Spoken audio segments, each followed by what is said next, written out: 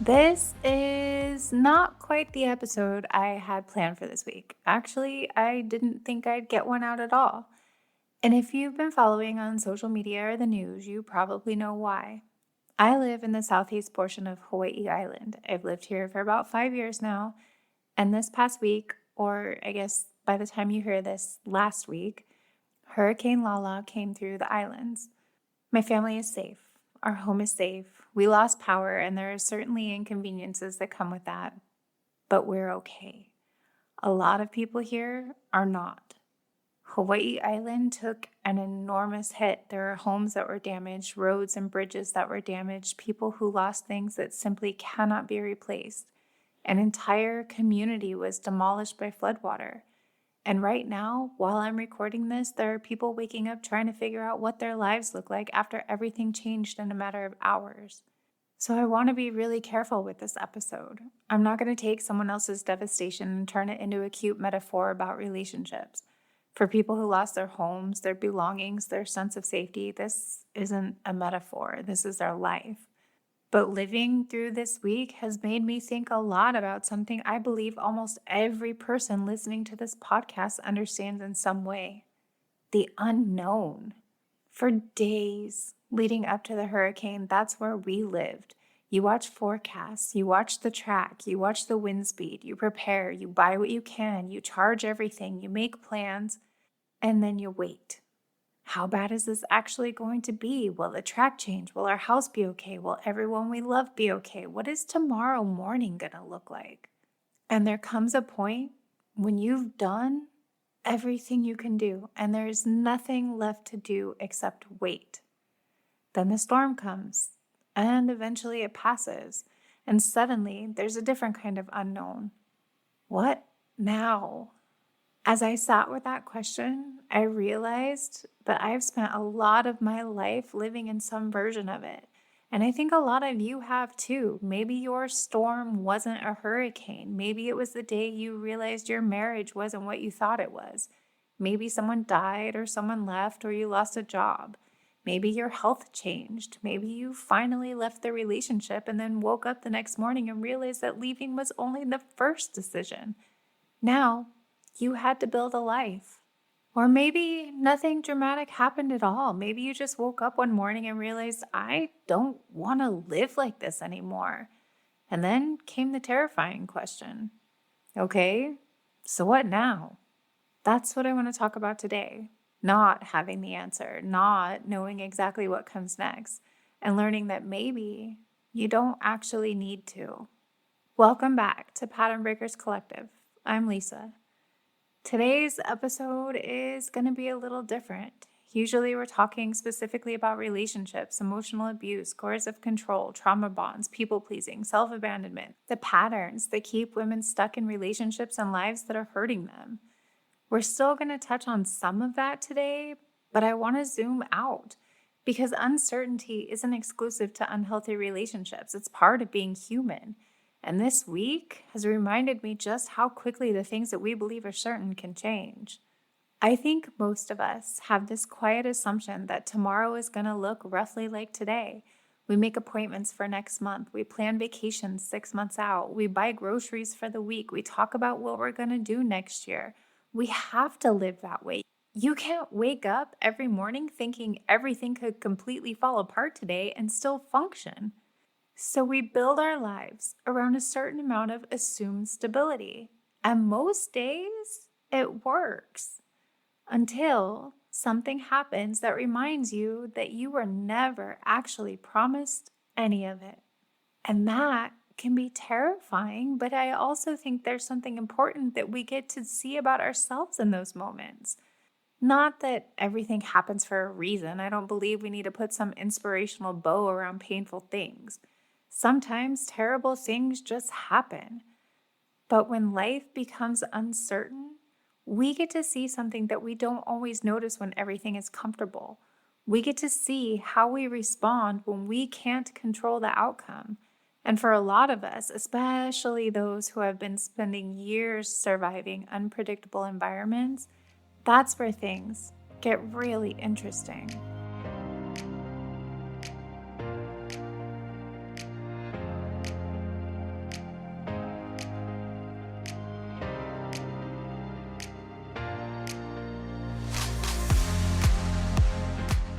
Human beings really don't like uncertainty. We like to know.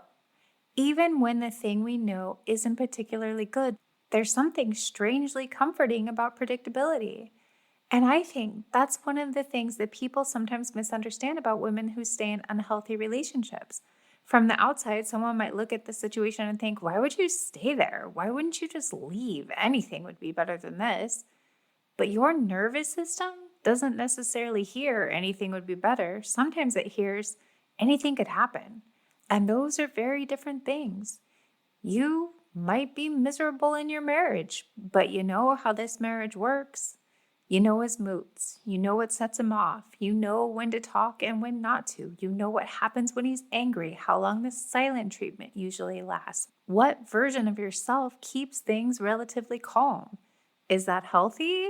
No, but it's familiar, and familiar can feel safer than unknown. Now, imagine leaving. Where will I live? Can I afford it? What happens with the kids? Will he make this difficult? Will I be lonely? Will I regret it? Will anyone ever love me again? What if I can't do this? Suddenly, the painful life that you understand is competing against a future that you cannot predict. And sometimes the nervous system says, stay with what you know.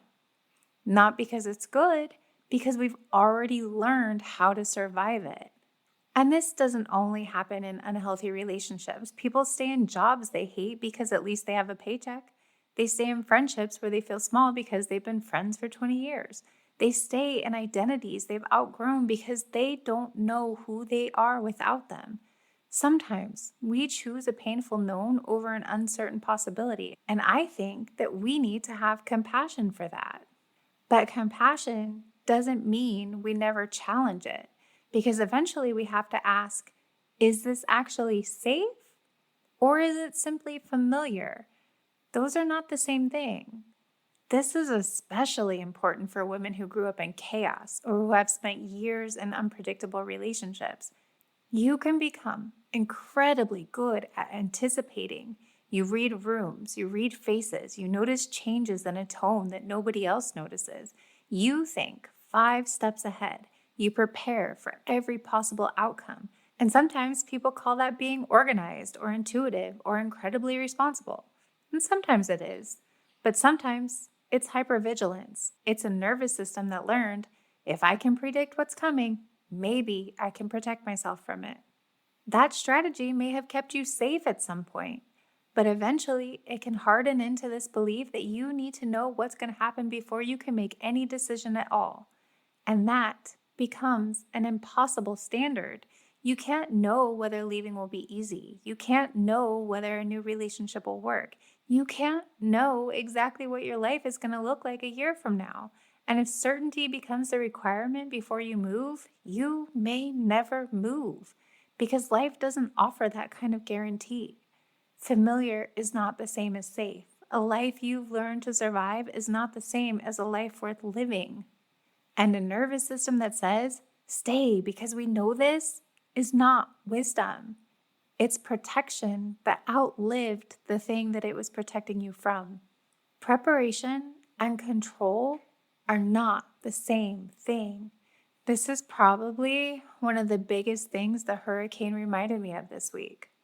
There was a lot we could do. We could prepare, get supplies, charge devices, make sure we had water, think through what we would do if the power went out, secure things, check on people, pay attention to the emergency information.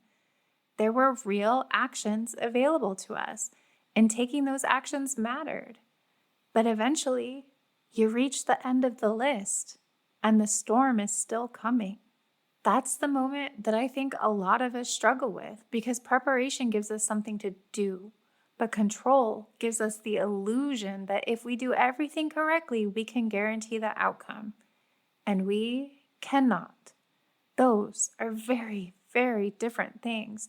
Preparation says, I've done what is reasonably within my power. Control says, if I think about this long enough, maybe I can eliminate uncertainty. And uncertainty doesn't negotiate. I am someone who can research the hell out of something. I can analyze it, Think through every possible scenario, make a plan A, plan B, plan C, and probably all the way out to plan Q just in case. And there is absolute value in being prepared. But there comes a point when preparation turns into an attempt to negotiate with something that cannot be negotiated with. And I have spent a lot of my life trying to do that second thing. I see women do this constantly when they're considering leaving a difficult relationship. Well, I need to know I'll be okay before I leave. And I understand that completely. But what would actually prove that to you? Can someone guarantee that you'll never be lonely? No. Can someone guarantee that you won't struggle financially? No. Can someone guarantee your children won't have feelings about it? No. Can someone guarantee that you won't miss him? Absolutely not. Can someone guarantee that you'll never question your decision? Nope. So, if the requirement is, I need proof that everything will be okay before I make a change, you've created a requirement that life can never satisfy, and waiting for it means waiting indefinitely. But what if we change the question? Instead of asking, how do I know I'm going to be okay? What if you asked, what would help me become more capable of responding if things are not okay? That's different. Now we have something to work with. Maybe you need financial information. Maybe you need emotional support. Maybe you need a legal consultation. Maybe you need a safety plan. Maybe you need therapy. Maybe you need to stop pretending you have to figure this all out completely alone. And suddenly, we've moved from trying to predict the future to building our capacity to meet it. That is self-trust, not, I trust myself to always make the right decision. I don't know about you, but I have made some spectacularly bad ones. Self-trust is something more realistic than that. It's, I trust myself not to abandon myself when things get hard. I trust myself to ask for help. I trust myself to change course if new information comes in. I trust myself to survive disappointment. I trust myself to respond. And that is incredibly different from needing to know what the outcome is in advance. During this storm, we couldn't know exactly what was going to happen. We could prepare, and then we had to respond to what actually came. Life works that way too, and maybe healing does too. You don't need a 10-year plan. Sometimes you just need enough preparation to take the next step.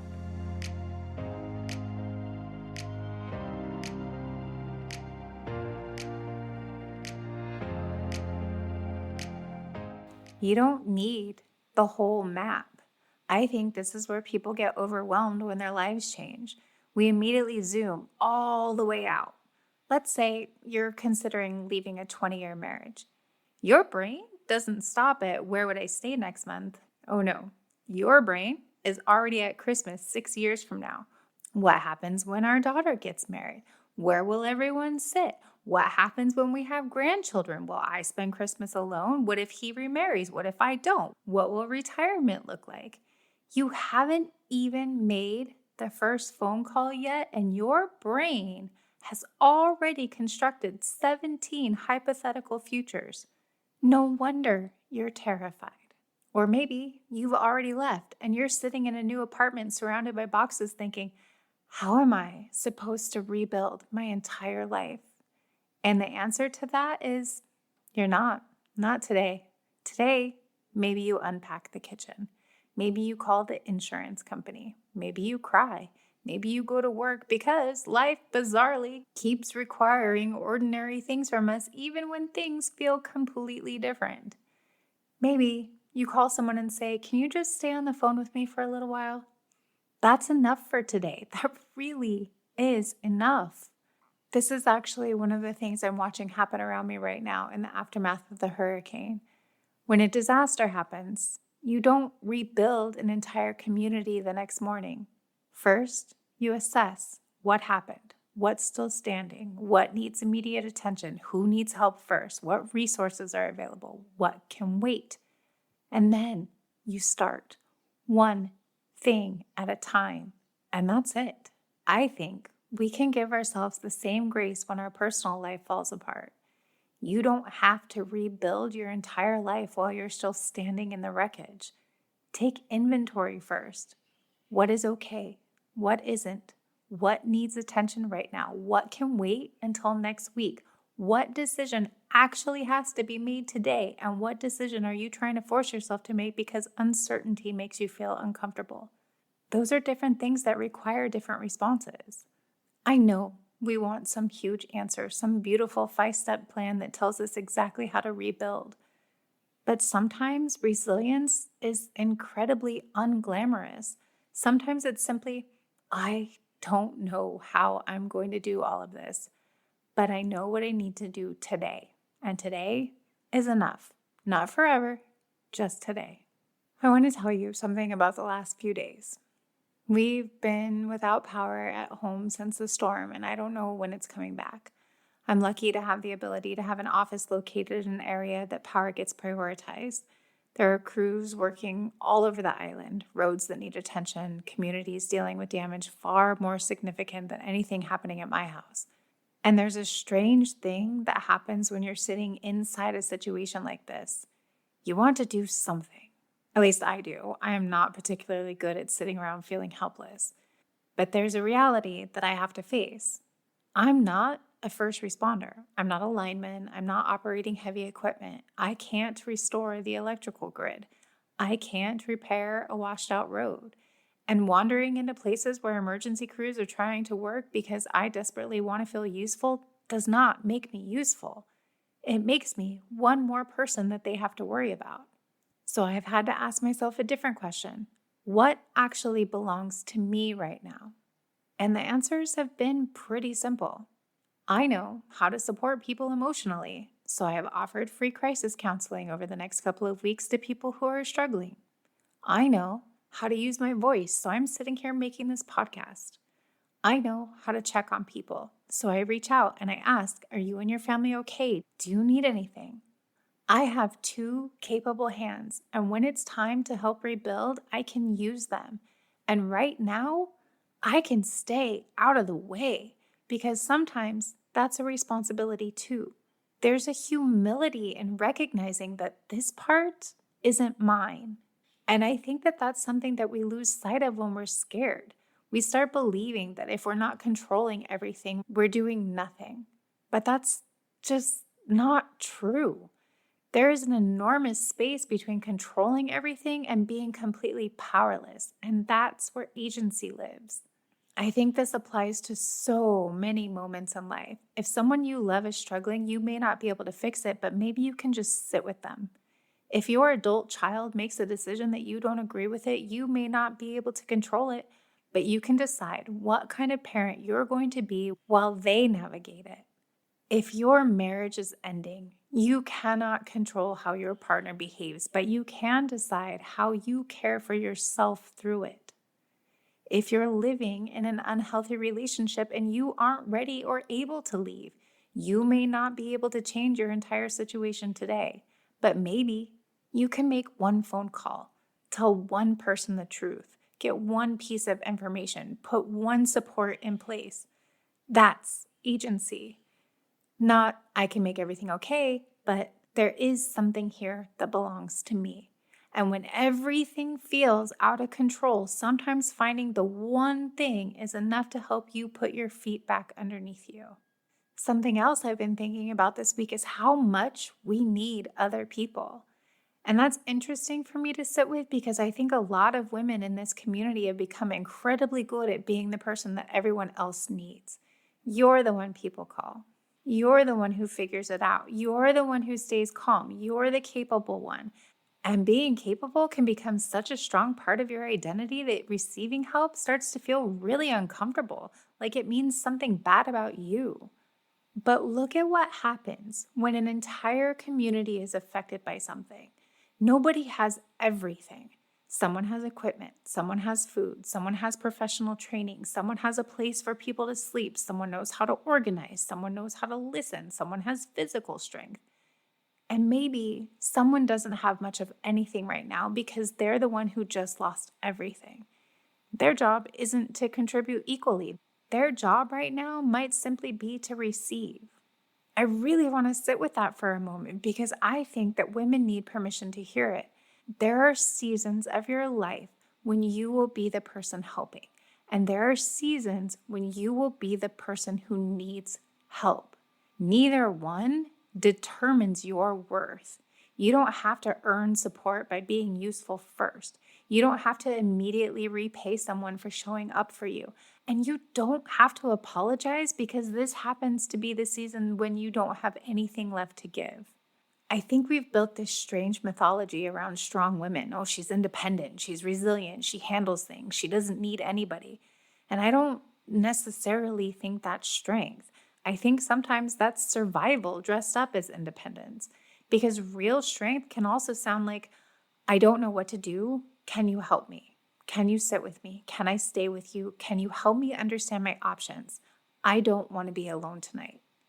That's not weakness. That's community. And community is actually one of the most powerful things available to us when our lives change. This matters especially for women coming out of unhealthy relationships because isolation is one of the most powerful tools of control. Sometimes it was deliberately created by an abusive partner. Sometimes it happened gradually because maintaining friendships became exhausting. Sometimes you stopped telling people what was happening because you were embarrassed or tired of hearing, "Why are you still with him?" So you stopped talking. And eventually your world became very small. Part of rebuilding, maybe one of the first parts, is allowing people back into it. Not everybody. We don't have to hand the keys to everyone who knocks, but safe people. People who don't require you to perform. People who can tolerate sitting beside you while you figure things out. Because sometimes support isn't somebody coming in with a solution. Sometimes it's somebody saying, I don't know either, but you're not doing this part alone.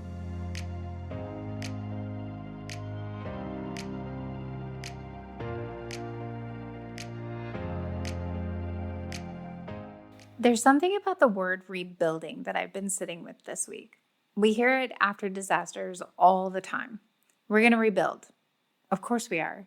But rebuilding doesn't necessarily mean recreating exactly what existed before. Sometimes you can't. And sometimes, honestly, you shouldn't. I think that's true after any major life disruption. There can be this desperate urge to get back to normal.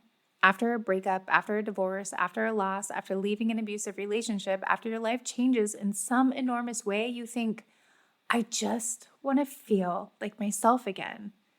I understand that. I have felt that. But what if the goal isn't to become exactly who you were before? What if you've learned something? What if your needs have changed and your priorities are different? What if the version of you who existed before the storm was already exhausted, already compromising too much, already living a life that didn't quite fit anymore? Rebuilding gives you an opportunity to ask questions that normal life sometimes lets us avoid. What still matters to me? What doesn't? What am I carrying forward and what am I done carrying? Who do I actually want to be around? What kind of life actually feels like mine? And I don't mean that in some toxic, positive, everything happens for a reason and now you get to build something better kind of way. No. Sometimes you would gladly take your old life back. Sometimes you didn't ask for reinvention. Sometimes you would give anything to have not learned the lesson. And I think we have to honor that part too. But if change has already happened, eventually the question becomes, what do I build from here? Not how do I make this like it never happened? We can't. And not how quickly can I get over it?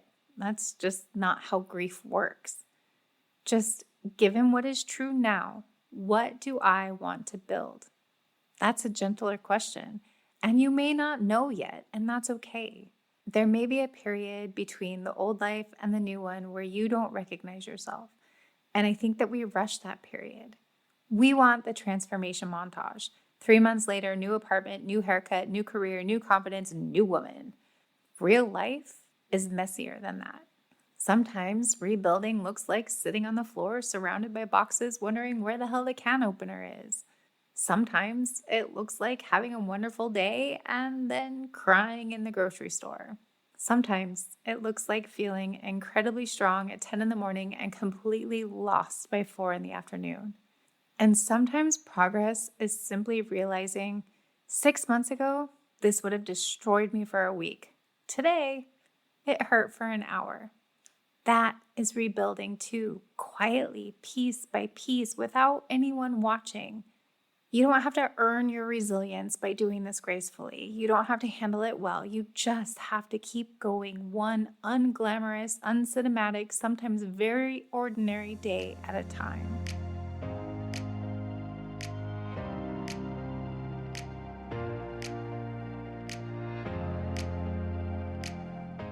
This week, I watched Mother Nature remind an entire island, an entire state, how little control we actually have.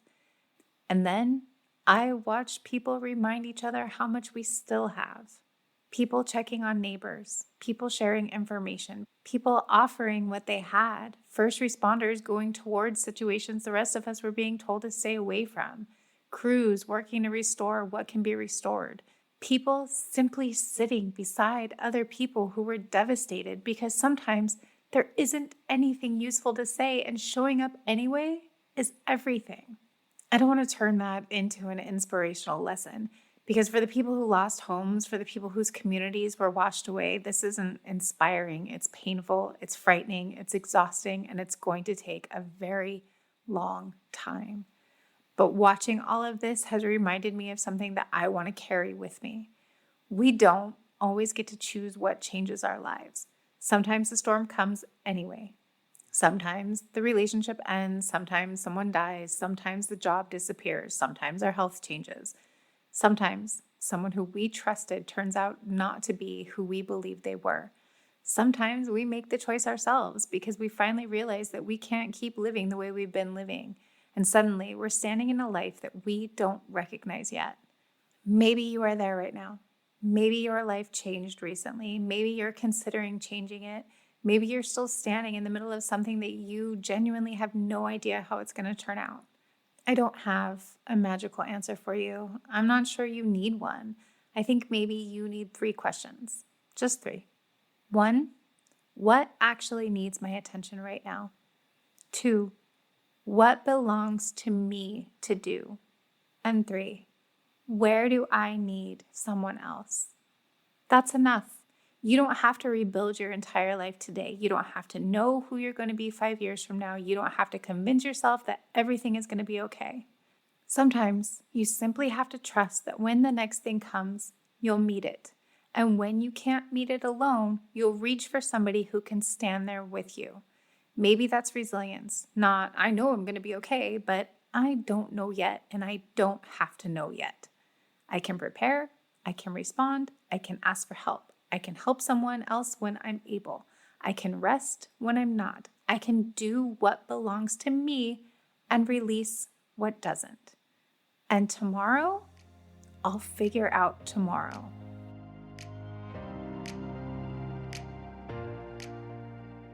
Thank you for sitting with me for a slightly different episode of the Pattern Breakers Collective this week. This one came from a very real place, not a planned content calendar, not a structured draft, just me sitting here without power at home, thinking about uncertainty and what we do with it. To those of you who live here in Hawaii who are listening, please take care of yourselves and each other. There's a lot of recovery ahead, and if you're struggling emotionally with what's happening, I'm offering free crisis counseling over the next couple of weeks for people affected by Hurricane Lala. Please reach out. That offer is very, very real.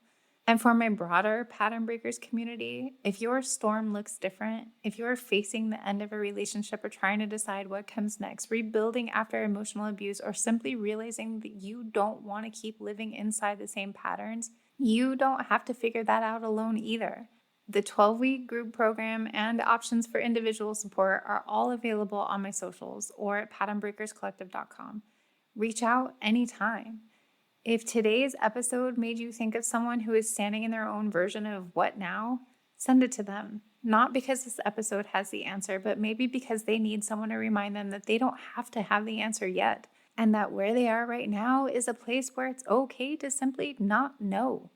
If you haven't already, I'd really appreciate a rating or a review wherever you listen. It helps more women find this podcast and become part of this community.